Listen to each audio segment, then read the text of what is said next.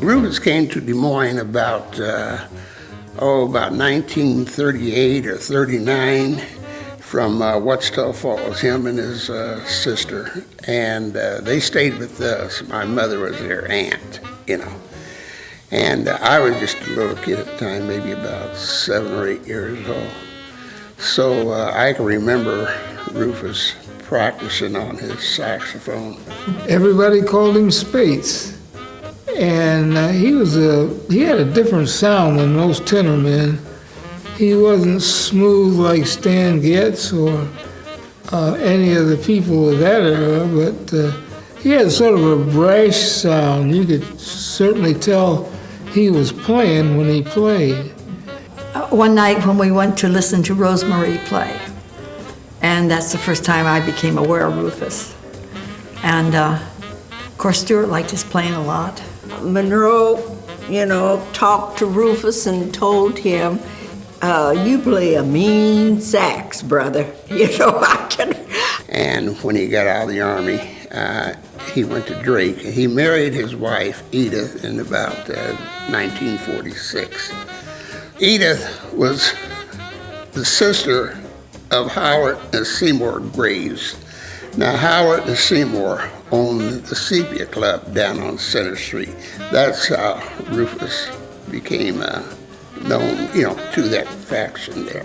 Center Street was a very lively place, and I do remember us going to the Sepia several times, It's a lot of memories. I go down that street now ever so often, and it started at Keosauqua, and it would end about 12th Street. Now, you're only talking about 3 blocks. But it was a heck of a 3 blocks, I'll tell you. He normally played with the Gray Brothers at the Sepia Club. And I'm not sure what his day job was, but most of us had day jobs. Okay, he was a waiter at the Des Moines Club. That's where most of those musicians worked at.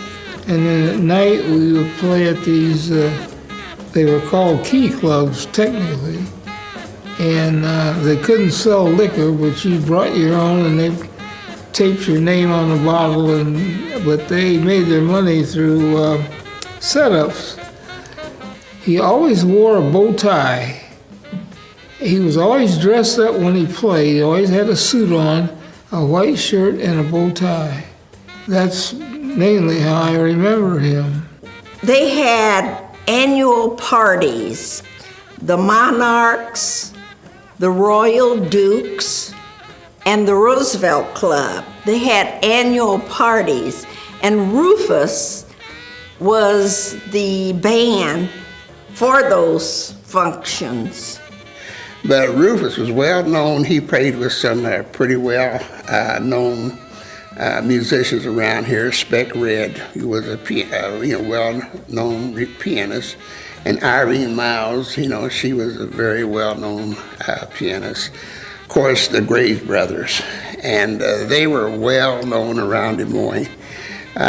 Eventually, Rufus got his own little band together, and he would play at different clubs and different events around there. That's how he became well known down here in Des Moines.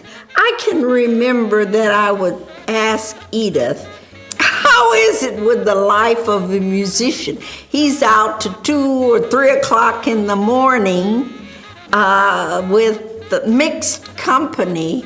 And she said, oh, Francis, I know Rufus. He was a tremendous individual. He would give you the shirt off of his back. That's just how it was. Real mellow, real easy to get along with.